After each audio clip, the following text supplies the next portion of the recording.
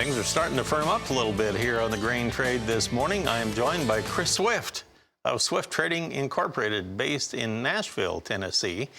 And he joins us right now. Chris, as we take a look at our corn market, I want to remind everybody that there were no overnight export sales to talk about this morning. So everything quiet on that front. And of course, this is the day before the relatively big USDA supply and demand report numbers that come out tomorrow. They'll be out at noon Eastern time, 11 o'clock Central time. Let's see how the trade is shaping up right now with our quotes provided by Bar Chart. Well, the corn market, look at this. We have March corn. It got as high a second ago as 557 3/4. Oh, just one tick from its contract high made last week. And now it's back on that again. So sitting right on the high of the day, knocking on the door of 558. Can it take it out or not? It's up 9 1/4 cents right now. We have December corn, 2.5 cents higher at 454 1/4, one tick from its high of the day. So it looks like it wants to try and make a new contract high here. There it just hit 558 as I was flipping the screen. March soybeans now at 1377.5 would be 10 3/4 cents higher. May is up a dime. We have September up 10.5 cents on the day at 1225 1/4. If we take a look at that November new crop contract, it's up 12 cents. We're now at 11.73 per bushel. Now let's roll over and take a look at the wheat market. And in the wheat, we now have Chicago's March contract 13 3/4 higher at 6.55, only one tick off of our high of the day at this point. In the Kansas City hard red winter wheat, we have the March contract gaining 12.5 cents. We're at 6.37 3/4, and that's actually leading the pack of all the contract months with the biggest gains. Minneapolis spring wheat now 6 1/4 higher on the March at 6.32 1/4. So let's take a look at this from the perspective of Chris Swift. Adding to the gains here this morning, Chris, in the early going, and that's kind of unusual where they take positions like that ahead of a fairly major report. What's driving it today? I think it's still all about demand, Marlin. We saw last week, we saw the export numbers were really excellent, and although we didn't see any this morning, that doesn't tell us anything because we believe that China is still very much on a demand-driven alleyway right now to continue to bring corn and soybeans into the country for their pork production. And as we look at the corn prices here, it did take out the high. I was right. It hit 558 and went right on through it.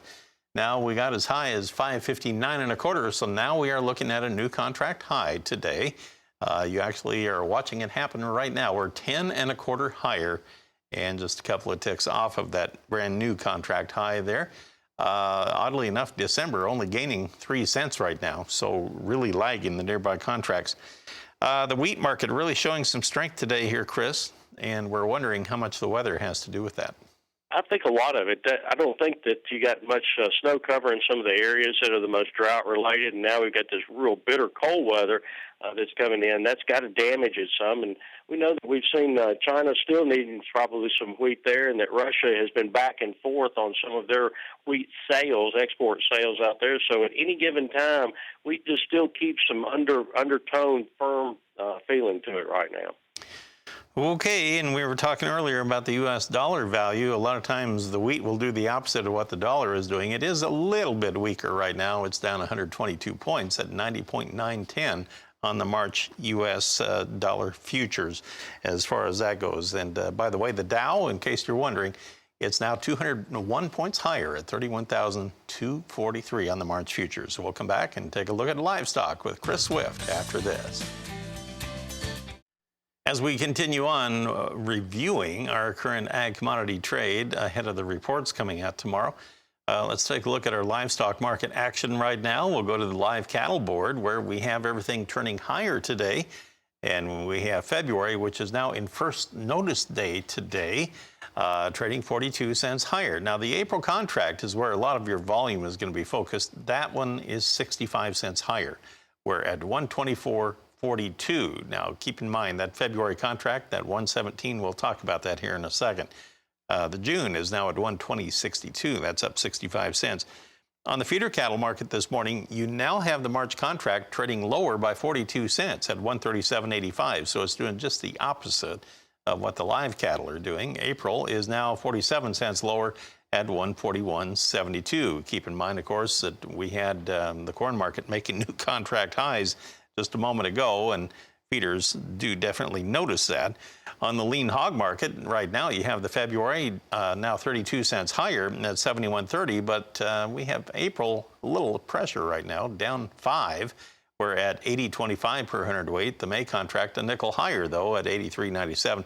So kind of all over the board, but mainly a little firmer in the lean hogs. As we look at the live cattle trade, let's go back to Chris Swift of Swift Trading. I'm very curious how much the trade thinks we may have an impact here on the livestock herd from that extreme cold hitting the U.S. this week. It's kind of interesting. Of course, the northern tier of it is where it's going to be the worst of it, and as long as it's not followed by a tremendous amount of moisture, the cattle will perform very well. It's usually the moisture that gets them more than the bitter cold weather does, so no doubt they may not gain as rapidly, but without the moisture there, I don't think it'll be near as big of an impact as if it were coming with lots of snow and lots of ice. What about the fact that some producers have been reporting that they have already started early calving this year? Well, and it probably won't help anything, that's for sure. But I tell you, for what we have seen over the past couple of years, these kind of snowstorms, they're not going to be very long. And although we get in a deep freeze, the show kind of warms back up and then goes back down again. But again, as long as it's not followed by a lot of moisture out there, I think they'll be okay. So talk to me about the processors out there and how they operate when you get into really cold conditions like this. If the cold air is going to be focused in the northern plains and the Corn Belt areas, would that have more impact on the pork processing plants this coming week? Yeah, that's a great question. I don't really think so. If anything outside is definitely going to put more stress and probably moves a little bit slower. But as far as having an impact on it, I doubt it very seriously. So right now, everything is just a little bit higher on the lean hogs, not very much at all. Well, Chris, thank you for the time. Always good to visit with you, and stay warm out there. Chris Swift of Swift Trading Incorporated. He's based in Nashville. He's been joining us with a look at our markets about an hour deep into our trading session. Janet, we'll keep an eye on it for you.